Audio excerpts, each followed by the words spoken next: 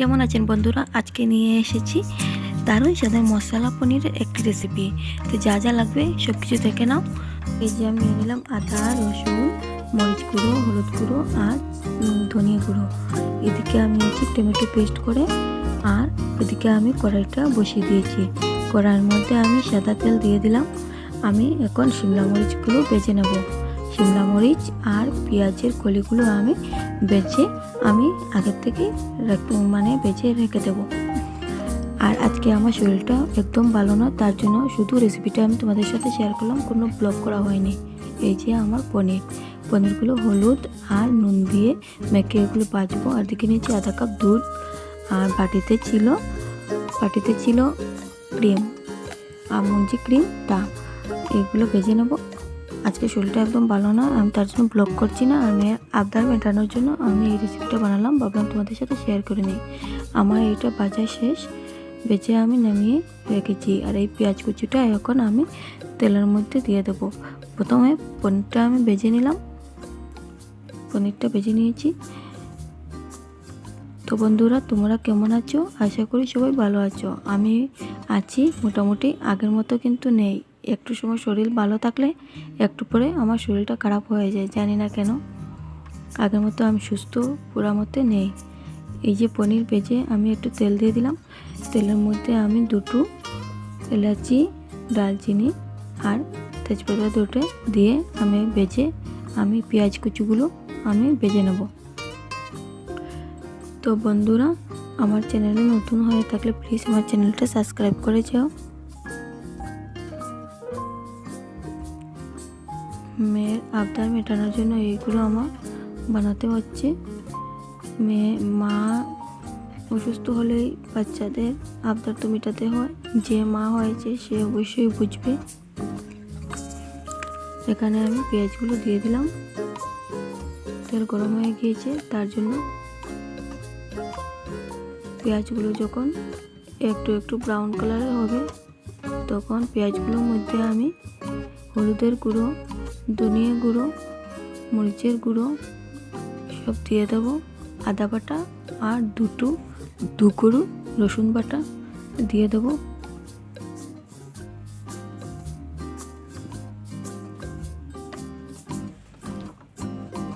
এগুলো সব আমি এখন দিয়ে দেবো।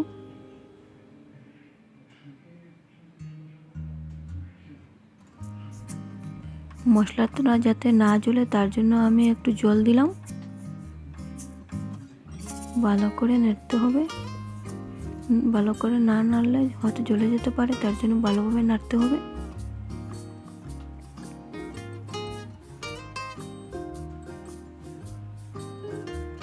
আমি 2 চামচ কিন্তু দুধের মধ্যে চিনি আগের থেকে দিয়ে দিয়েছি, তোমাদেরকে আমি বলিনি।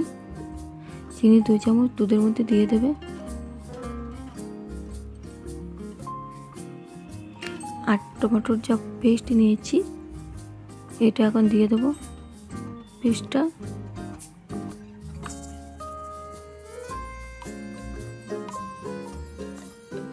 আমার ঘরে যা উপকরণ ছিল তা দিয়ে আমি বানালাম।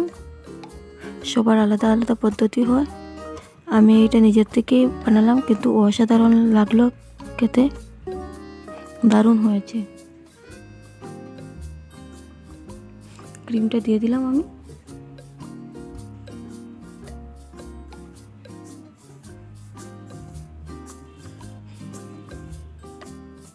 ক্রিম না দিলে দইও দিতে পারো।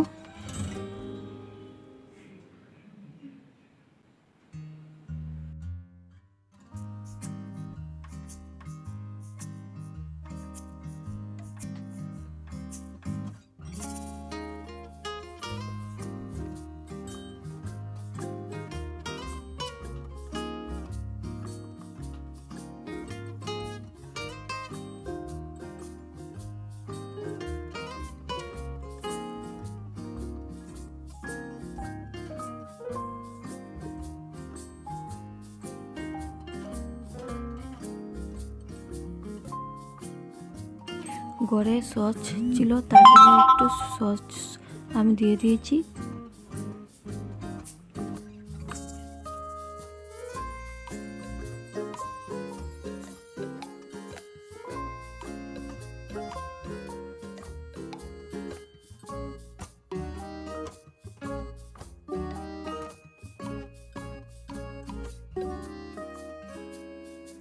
একটু সময় ঢেকে রেখেছিলাম। তারপরে আমি শিমলা মরিচ, পেঁয়াজ, পনির সবগুলো আমি দিয়ে দিলাম। দিয়ে আমি একটু সময় ঢাকনা দিয়ে রাখবো।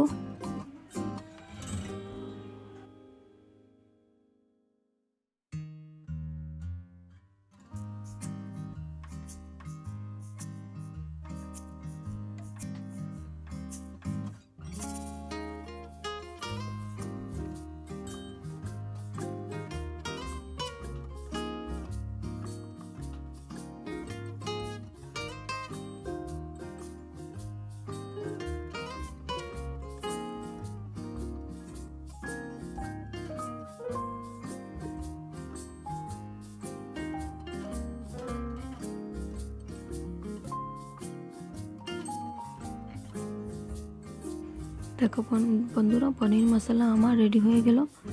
আমি এখন রুটি দিয়ে সার্ভ করব। তো বন্ধুরা, কেমন লাগলো ভিডিওটা অবশ্যই কমেন্টে জানাবে, আর আমার পাশে থাকবে এইভাবে। আর তোমাদের সবাইকে ধন্যবাদ আমার ভিডিওটা দেখার জন্য। Thank you so much. আবার দেখা হবে অন্য একটা ভিডিওর সাথে। Tata, bye bye. সবাই ভালো থাকো, হাসি খুশি থাকো, আর আমাকে আশীর্বাদ করবে যাতে আমি তাড়াতাড়ি সুস্থ হয়ে উঠতে পারি। Tata, bye bye. আজকের জন্য এখানে শেষ করছি। Tata, love you all.